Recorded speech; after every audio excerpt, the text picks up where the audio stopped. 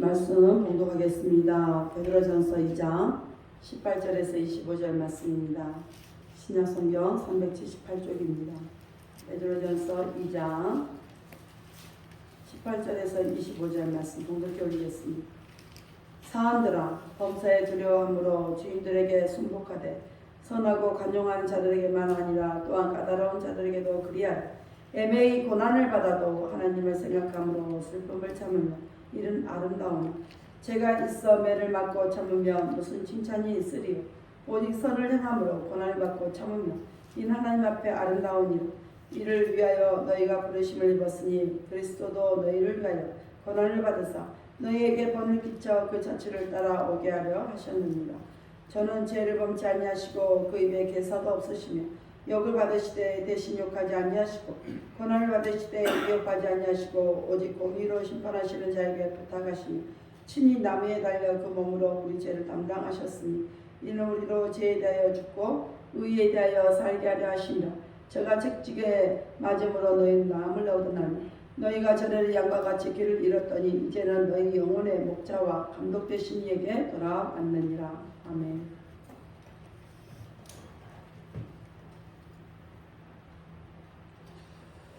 기도합니다. 할렐루야. 아버지 하나님 감사합니다. 죽을 수밖에 없던 우리들을 향하여 거룩하신 그 몸을 우리에게 내어주시고 그 피를 우리에게 흘려주시니 그래서 우리를 생명의 길로 인도해 주셨고 구원의 길로 인도해 주신 그 사랑에 감사합니다.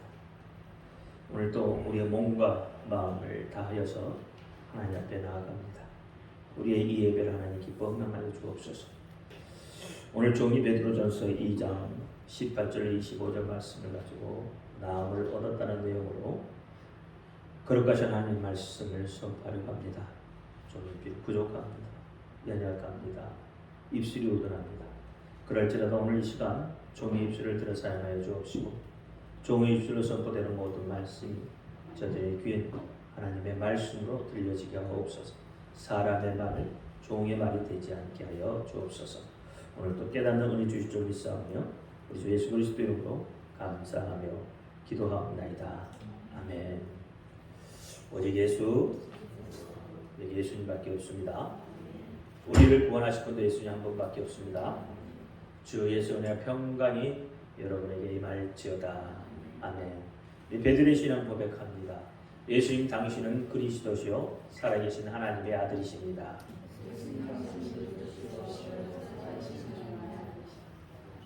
예수님 당신은 나의 구세주 나의 전부십니다. 시작. 아멘. 오늘 제목은 나음을 얻었다. 나음을 입음이라는 내용으로 같이 은혜를 나누고자 합니다. 히브리서 말씀에 보면 하나님의 말씀은 살아있다고 하죠. 하나님의 말씀이 살아있다는 것, 그것은 하나님의 말씀을 믿는다는 겁니다. 곧 다시 말하면 하나님이 계시다는 것을 믿는 것이죠. 우리가 구약을 보면 하나님이 계시다는 것을 의심하는 사람이 없습니다. 이스라엘 백성들은 하나님이 계시다는 것은 무조건 믿었어요. 그런데 그 하나님이 어떤 하나님이냐, 거기에 따라서 또 그들이 하나님에 대해서 어떻게 느끼느냐에 따라서 믿음이 있느냐 없느냐로 갈라지게 됩니다. 하나님은 복을 줄 능력이 없다. 오히려 우리 손으로 만든 황금 송아지가 우리에게 복을 줄 수 있다고 했을 때에는 그들이 하나님 앞에서 불신앙한 자가 되어지는 겁니다. 그렇지만 이 이스라엘 백성들은 신이 없다고는 말하지 않았습니다. 신의 존재는 믿었다 그 말이죠. 출애굽기 32장 8절에 보니까 자기를 위하여 송아지를 부어 만들고 그것을 숭배하여 그것에게 희생을 드리며 말하기를 이스라엘아 이는 너희를 애굽 땅에서 인도하여 낸 너희 신이라 하였더라. 다시 말하면 어쨌든 그들은 신이라는 것을 인정을 했다는 거예요. 무신론자가 아니라는 이야기예요. 신은 있다고 생각했다는 거죠. 그러면 오늘 우리가 믿는 하나님이 존재하는 것은 하나님이 존재하는 것을 믿는 그 믿음을 오늘 우리가 가지고 있죠. 오늘 우리는 하나님이 계시다는 것을 믿습니다. 그 다음에 하나님의 구원하심, 하나님의 용서하심, 생명을 주시고 또 그 약속이 현재 있다는 것을 믿는 거죠. 그렇지 않으면 우리는 불신앙의 존재가 되는 거예요. 그 약속이 현재도 있을 뿐만 아니라 영원하다는 것을 우리는 믿고 있습니다. 다시 말해서 하나님의 말씀이 살아있다고 하는 것은 현재적이라는 거예요. 그러니까 하나님의 말씀이 살아있다는 말은 말씀이 꿈틀꿈틀 움직인다는 것이 아니고 현재에도 하나님의 말씀이 살아서 그 말씀대로 이루어진다는 뜻입니다. 예를 들면 아담에게 죽으라고 하신 죽으리라고 하신 그 말씀은 현재에도 죽음은 계속 인간에게 다가오고 있다는 거죠. 그래서 이 죽음을 벗어날 자가 없습니다. 예수 그리스도 안에서 생명을 얻으리라, 삶을 얻으리라고 한 그 말씀은 현재도 똑같이 예수 그리스도 안에서 생명을 얻고 삶을 가져온다는 거예요. 그러니까 현재적이라는 거죠. 이것이 말씀이 살아있다는 말입니다. 그래서 성경이 기록되던 당시에 그 과거의 상황도 우리는 현재라고 볼 수 있다는 거예요. 오늘날의 우리의 때도 우리는 현재라고 볼 수 있고 미래에 있을 그 어느 날도 우리는 현재라고 말할 수 있다는 거예요. 그러니까 성경의 역사가 과거로 끝나버리는 역사가 아니라 성경의 역사는 오늘 우리에게도 그대로 적용되고 있다는 말이에요. 하나님의 말씀은 어느 시대나 어느 환경에서나 언제든지 동일한 효력을 발생하고 동일한 힘을 가지고 역사한다 이 말입니다. 너희가 나음을 입었다고 하면 그 말씀이 말씀의 힘이 효력을 발생해서 우리는 나음을 입게 된다는 거예요. 오늘날 그리스도인들, 다시 말하면 기독교의 오류가 무엇이며 또한 믿는 사람들이 무력해지는 이유가 무엇일까요? 왜 예수를 믿음에도 불구하고 무력해지냐 말이에요.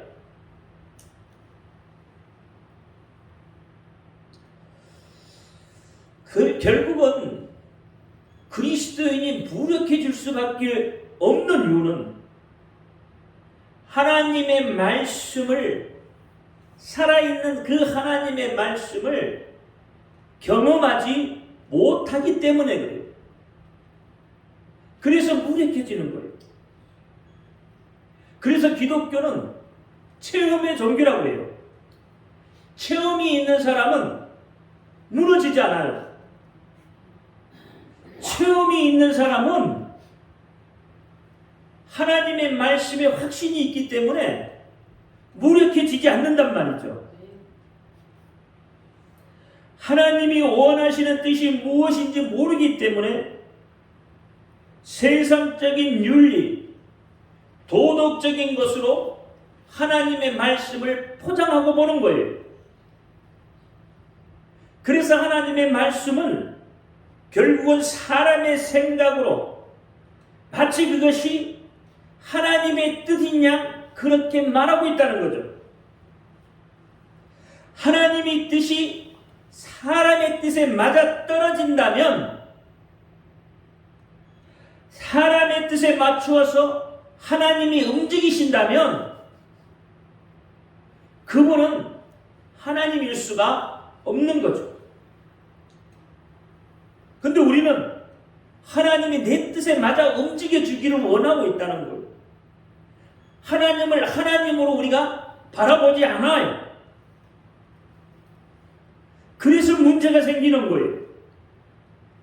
하나님은 사람의 생각과 사람의 뜻을 초월해 계시는 분이세요. 우리가 원한다고 우리 뜻대로 움직여 주시는 분이 아니세요. 그러니까 자꾸 우리는 하나님을 우리 쪽으로 끄집어내려서 생각을 해요.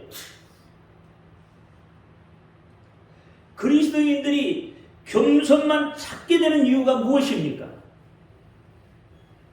겸손하지 말자는 이야기가 아니잖아요. 겸손도 중요하고 나누어 주는 것도 중요하고 더불어 사는 것도 아주 중요합니다.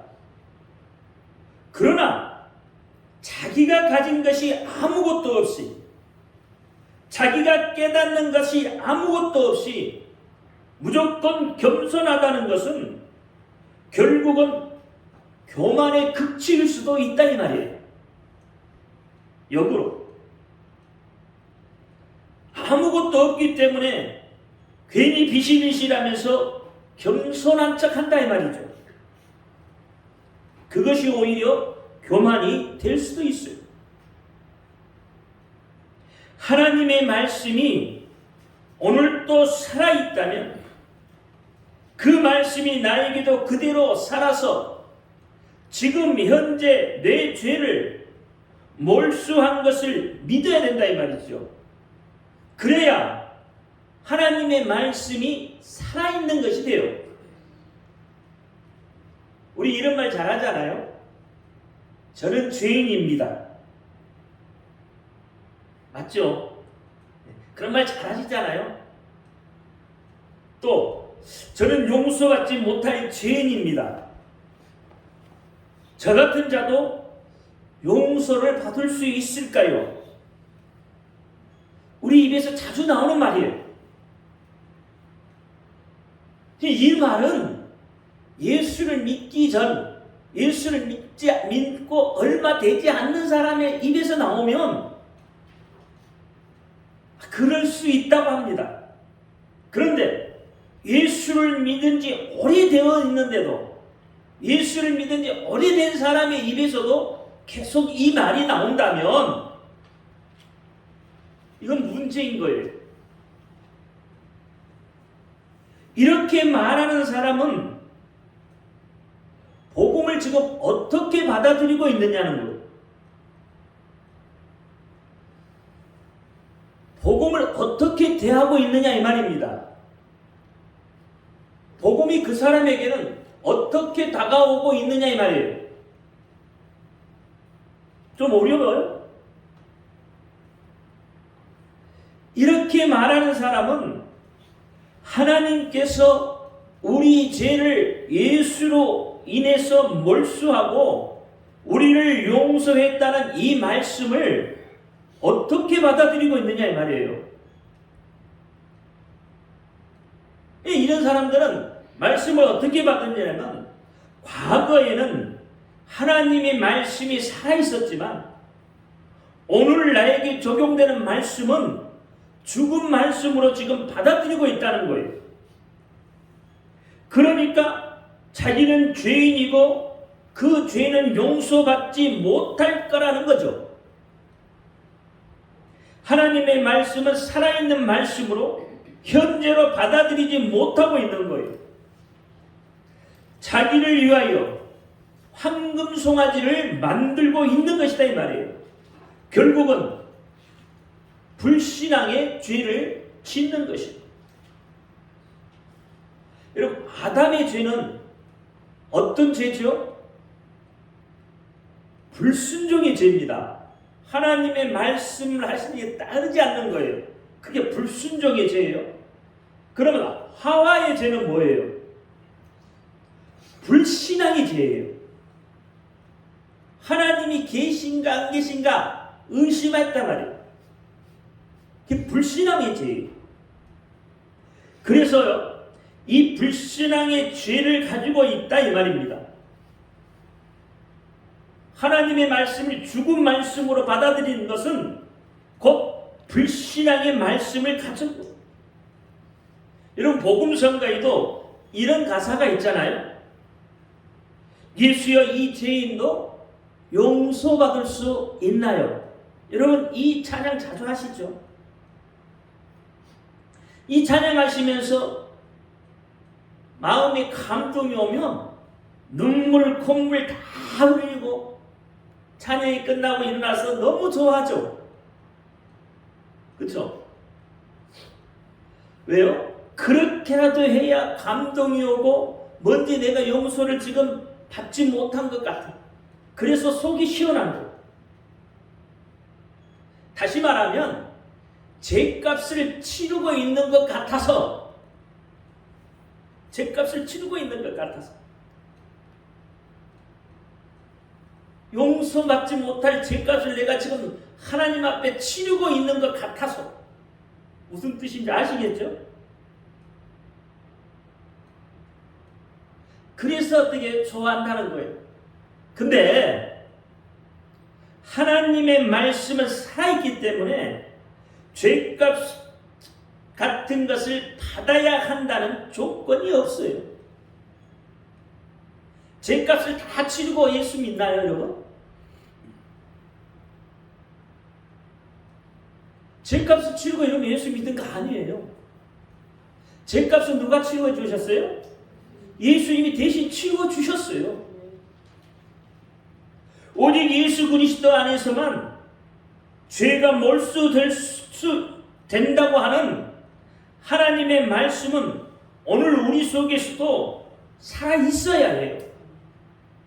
그래야 이와 같은 생각을 안 한다 이 말이에요. 우리는 예수를 믿음으로 인해서 죄에서부터 자유함을 얻은 자들이에요. 왜요? 예수님이 우리의 죄를 대신 지셨단 말이에요. 그런데 신앙생활을 오래 했음에도 불구하고 나는 죄인입니다. 내가 나 같은 자가 용서받을 수 있나요? 이렇게 하면 그게 불신앙이다 이 말이에요.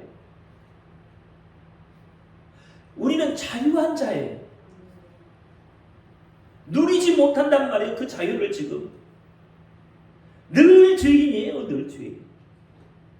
하나님 우리를 너의 죄를 용서했다고 하는데, 다시 말하면 세상적으로 말하면 판사가 너 죄 없어 하고 말해주는데도 불구하고 아니에요, 나 죄 있어요, 나 벌 주세요 하고 있는 거하고 똑같은 거다 이 말이에요.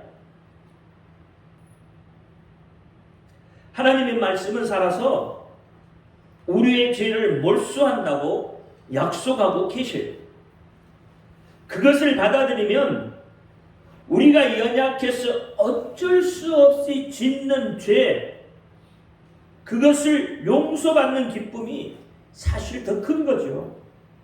용서의 크기가 얼마나 큰지를 우리가 알 수 있게 되는 거예요.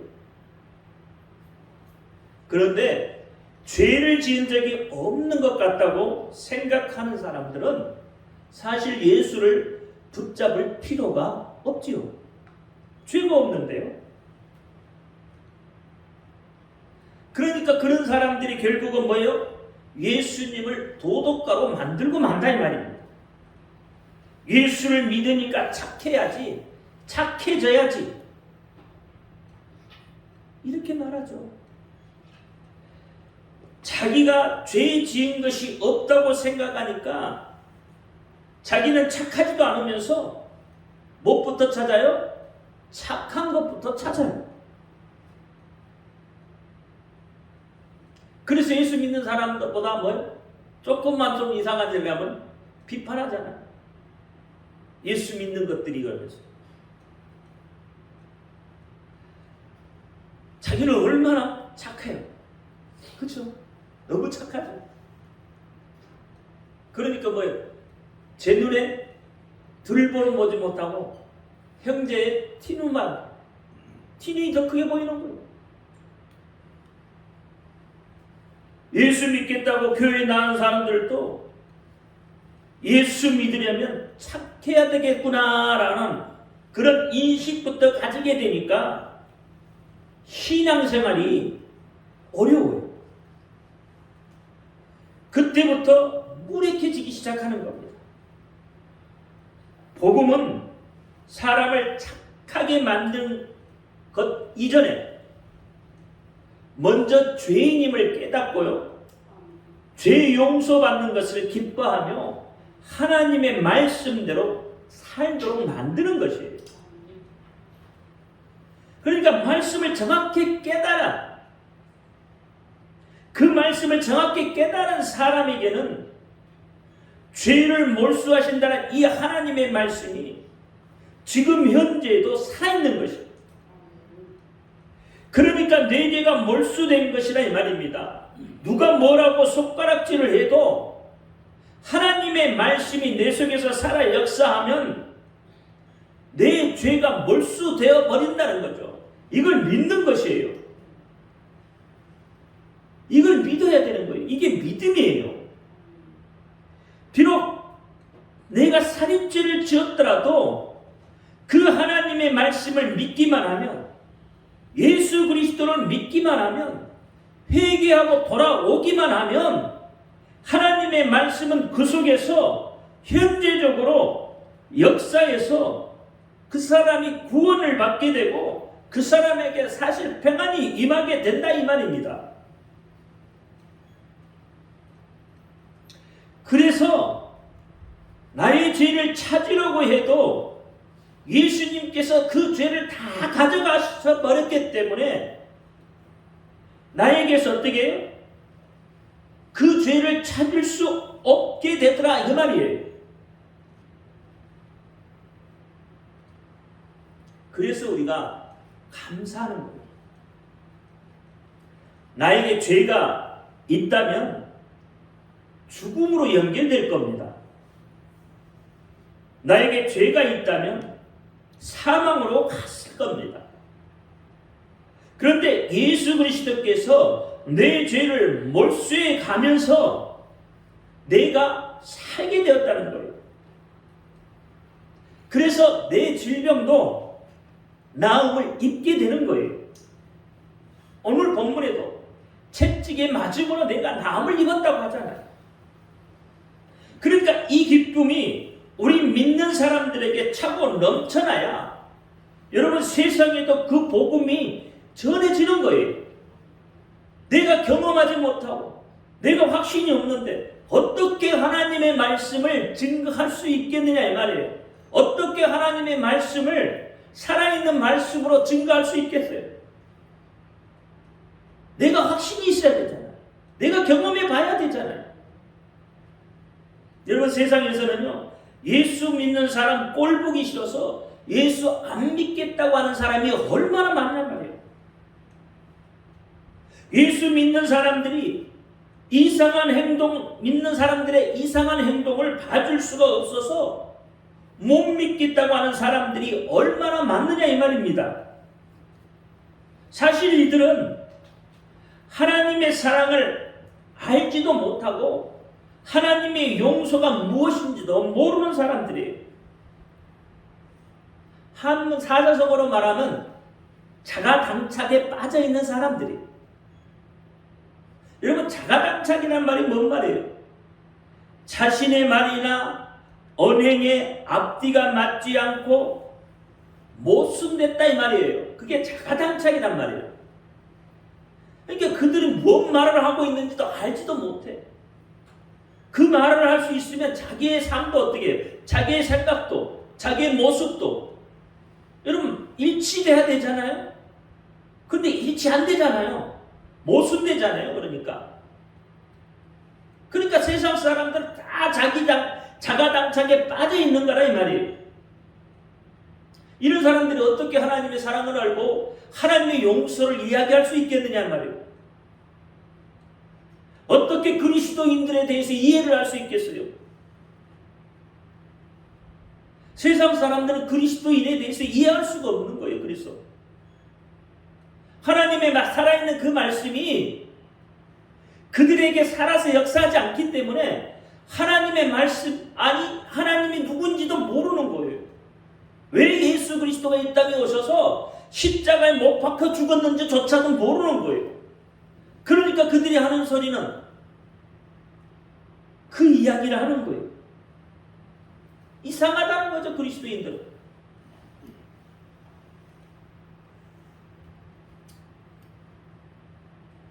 성경을 제대로 깨달으면요, 죄 때문에 움츠리고 다녀야 할 사람들은 우리가 아니라 세상 사람들입니다. 믿는 우리는 죄를 용서받은 것 때문에 기뻐서 뛰고 생명이 넘쳐나야 하는 거예요. 그런데 거꾸로 지금 그렇게 하고 있잖아요. 세상 사람들은 어깨를 펴고 다니는데 믿는 그리스도인들은 자존감도 상실하고 자존심마저도 잃어버려서 움츠리고 다니잖아요. 믿는 자는 그 미명 안에서 말입니다. 우리가 뭘 잘못하고 있습니까? 뭘 잘못했어요? 우리는 그들에게 예수 믿고 구원받으라고 한 것밖에 없어요. 근데 왜 움츠리고 다녀요? 왜 세상에 향해서 움츠리고 다녀요? 죄 짓는 것처럼.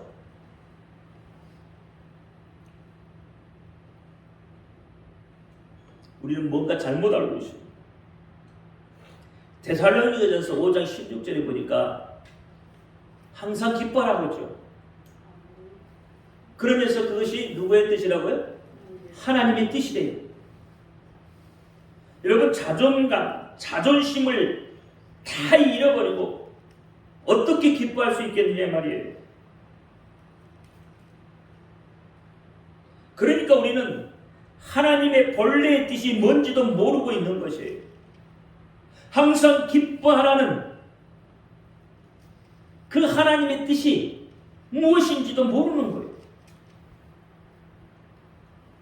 여러분, 항상 기뻐하라는 것은 어떤 일이 발생하든지 상관없이 하나님을 의지하고 하나님이 미래에 구원하실 것을 확신을 하고 있을 때에만 기뻐할 수 있는 거예요. 그게 그럴 때만 가능하단 말이에요. 이런 확신이 없다면 기쁨은 현실의 박해와 고난과 어려움과 죽음 앞에서 불가능하다 이 말입니다. 그러니 기뻐할 수 없는 거죠.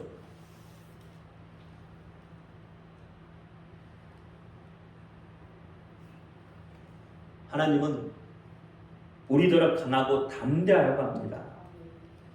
누구를 향해서요? 누구를 향해서 강하고 담대하라고요? 여러분끼리 앉아서 서로 강하고 담대해요? 믿는 사람끼리 서로 강하고 담대해서 뭐 하시려고요? 강하고 담대하라는 것은 세상을 향해서 강하고 담대하라는 거예요. 근데 우리는 그리스도 안에서 서로 강하게 담대해. 서로 네가 잘났다 내가 잘났다 서로 그러고 있는 거예요. 서로 강하고 담대하죠.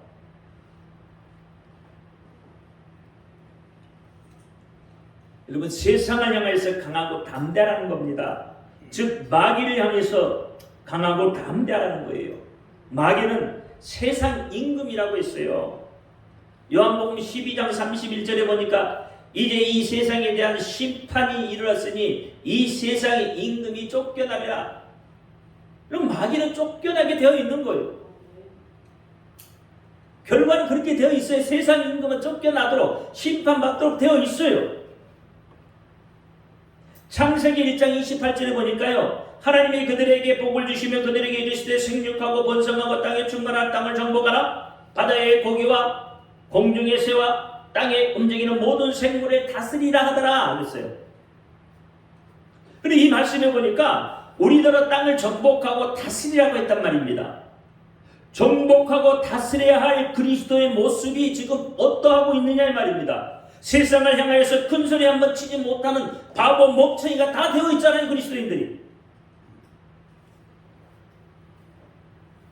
여러분 말씀을 준비하면서 보니까 땅을 정복하라 다스리라고 말씀하신 곳은 창세기 1장 28절밖에 없더라고요.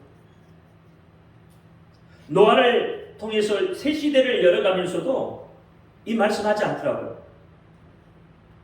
그 말씀에 보니까 어떻게 해요? 거기에는 땅에서 생육하고 번성하고 충만하고 백만하란 말이에요. 정복하고 다스리라 하잖아요. 왜 그럴까요? 이 창세기 8장 17절, 9장 1절, 2절, 7절 말씀에 보니까 그렇게 이야기하고 있는 거예요. 그래서 왜 그럴까? 왜 정복하고 다스리라고 하지 않았을까? 곰곰하게 한번 생각해 봤어요.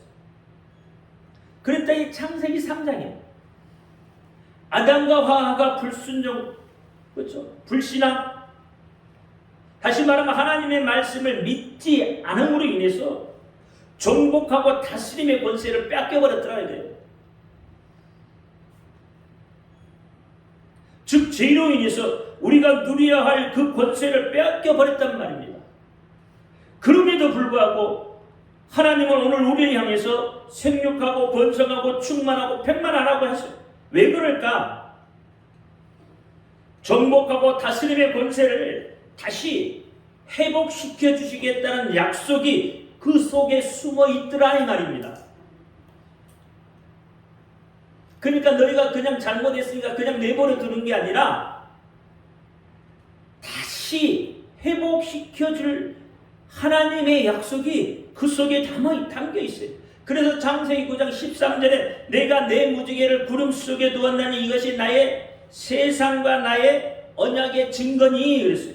히브리서 7장 22절에 이와 같이 예수는 더 좋은 언약의 보증이 되셨으니 마태복음 26장 28절에 이것은 죄 사함을 얻게 하려고 많은 사람을 위하여 흘림받은 나의 피 언약의 피니라.